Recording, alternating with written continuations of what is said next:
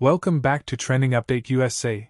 This is Steffan, and I am glad you are joining us today as we dive deep into one of the most talked about conversations in tennis right now, sparked by a bold and thoughtful assessment from former Wimbledon semi-finalist Alexandra Stevenson, who believes there are things Coco Gauff should be able to correct immediately as she shapes her 2025 strategy. Coco Gauff enters 2025 standing at a fascinating crossroads in her young but already remarkable career. Still only in her early 20s, she has experienced the full spectrum of professional tennis life at an accelerated pace: historic breakthroughs, Grand Slam glory, crushing defeats on the biggest stages, and the intense scrutiny that comes with being labeled the future of American tennis before she was old enough to vote. Alexandra Stevenson's comments did not come from a place of dismissal or doubt, but rather from the perspective of someone who recognizes both how much Gauff has already achieved and how much more she is capable of unlocking if certain adjustments are made now rather than later. Stevenson's assertion that some issues should be correctable immediately points toward a broader conversation within tennis circles about timing. In the modern game, players often wait years before making fundamental technical or strategic changes, fearing disruption to results or confidence. But Stevenson suggests that Gauff is at the perfect stage to refine her game with urgency, not patience.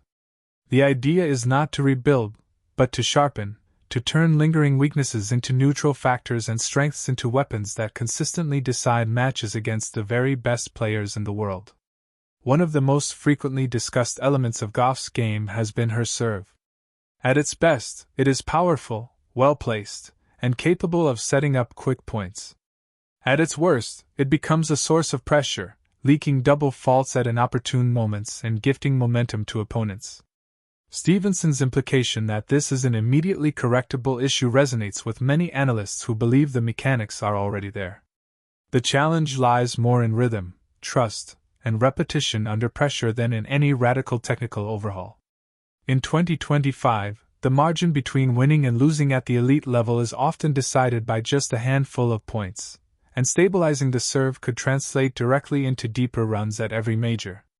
Beyond the serve, Stevenson's perspective highlights the importance of decision-making patterns during rallies. Coco Gauff is one of the best athletes on tour, capable of extraordinary court coverage and defensive retrieval. However, there are moments when her reliance on defense delays necessary aggression. Against lower-ranked opponents, her speed and consistency are usually enough. Against the likes of Sabalenka, Iga Swiatek, Elena Rybakina, or an informed Madison Keys, those extra neutral balls can become invitations for punishment. Stevenson's message is clear: the ability to recognize when to pull the trigger must become instinctive, not optional. This is where 2025 becomes such a critical year. Gauff has already proven she can win a Grand Slam. The next evolution is learning how to impose herself tactically, not just athletically. Stevenson's words suggest that Coco should trust her training and instincts more fully, especially on big points. Too often, young champions carry the weight of expectation into crucial moments, choosing safety over assertion. Correcting this mindset is not about recklessness, but about clarity, knowing which patterns work and committing to them without hesitation. Another immediately correctable element Stevenson alludes to is court positioning.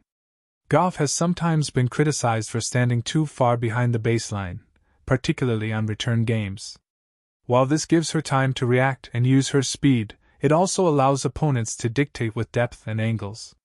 Moving even a step or two forward can change the geometry of rallies, take time away from opponents, and increase the pressure they feel on every shot.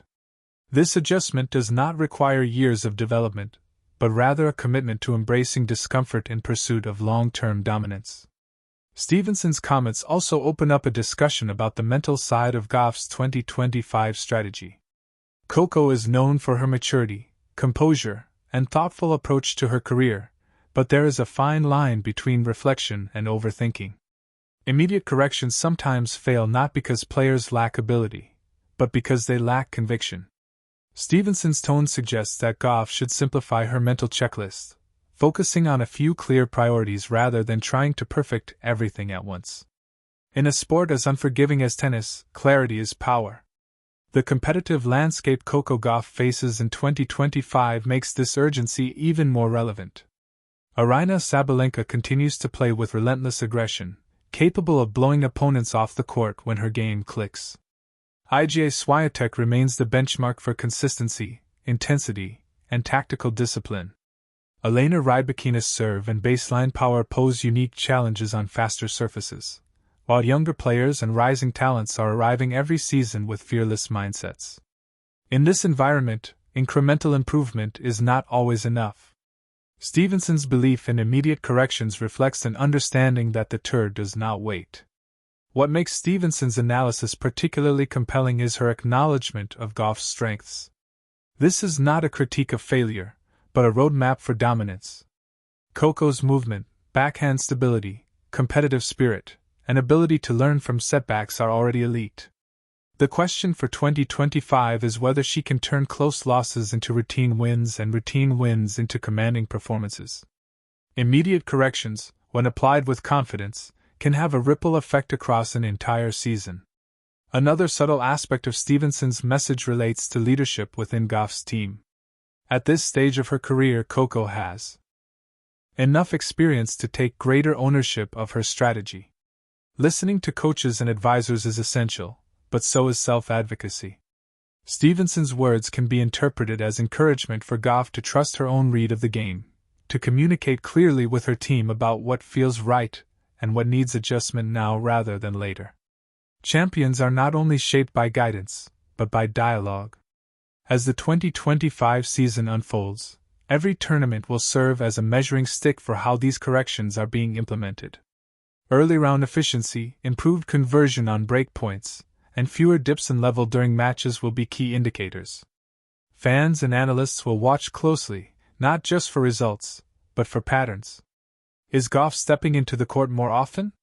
Is her serve holding steady under pressure? Is she dictating rallies earlier rather than extending them unnecessarily?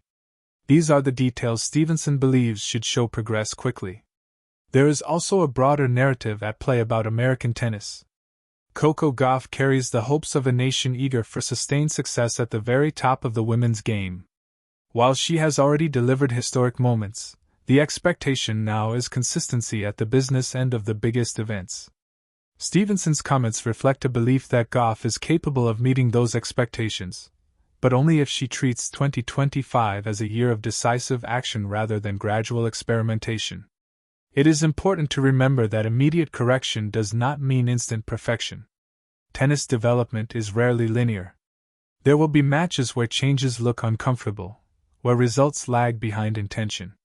Stevenson's perspective encourages patience within urgency, understanding that short-term discomfort can lead to long-term clarity.